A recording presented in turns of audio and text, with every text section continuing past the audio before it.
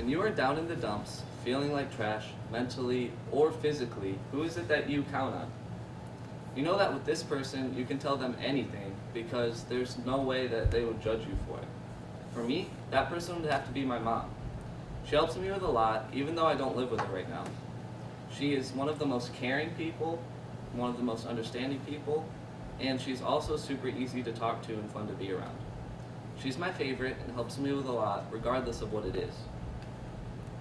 Like I said, she is caring and will always drop everything for you, no matter what it is. If she doesn't have money, time, or even if the weather's bad, it doesn't matter. She'll be there for you. Earlier last month, February 10th, on Thursday, me and my dad kind of fought a little bit. We pushed each other around and broke my bathroom, but it's alright. And basically, he said that I had to call my mom because he kicked me out for the weekend. And she just got to work, and she put all the money that she had gotten from her tips, because she's a waitress, into the gas tank to come get me and bring me back. When I got in the car, I told her how sorry I was that I made her have to leave work and come get me, and she didn't seem to care at all. She was just happy that I was there with her. Because she's so caring, she's also super easy to talk to.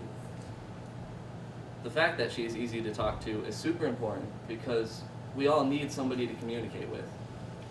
And my dad isn't very easy to communicate with. You can tell him anything, and it doesn't matter what it is.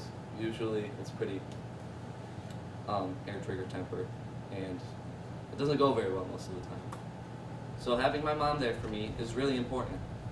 There was a time a while ago when I'd be mad all the time, like anything could happen and I'd blow up, and I ended up blowing up on her. But after I calmed down, she never got mad at me. She just tried to talk to me and help me through what it was that was making me so angry.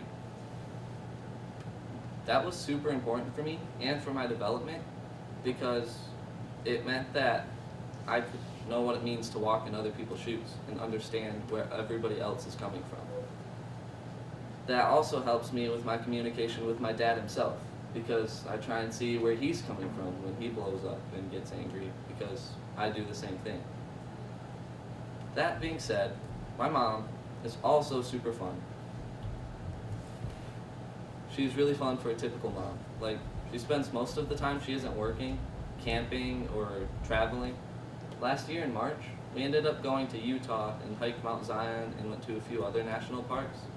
We stayed at a cool Airbnb with an indoor pool, but we were basically too tired every day to swim. We kind of just floated around for a little while every night. It even had its own bathroom outside. Like, before you went into the house, you could change and get dried off and get dressed. It was pretty cool. And they had an outdoor patio, which was sweet. It was super nice and warm. It's way better than Michigan March weather.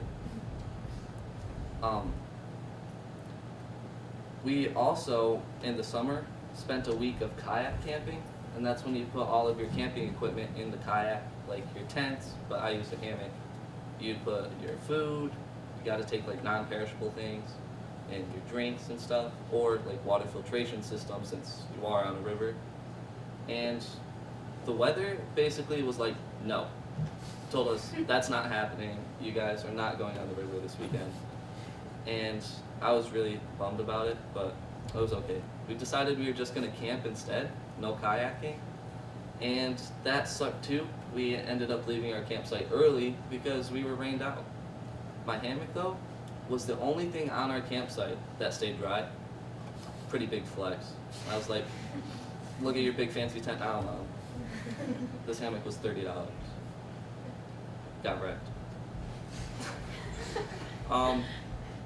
We tried to go down just one river for like a quick trip, like throughout the day, the Jordan River, but because it had rained so much, the river was so fast, the fire department actually put a red zone on the river, and we were not able to go.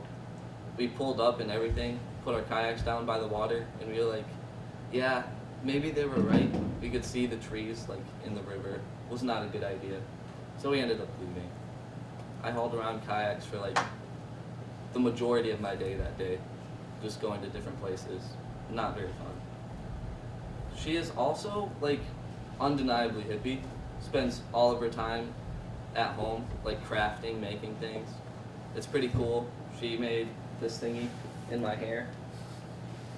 I know it's really long, don't judge me. But it's like a wrap, and it's got beads in it, but the beads started falling out. It's kind of sad. It's really sad, actually. It hurt a lot.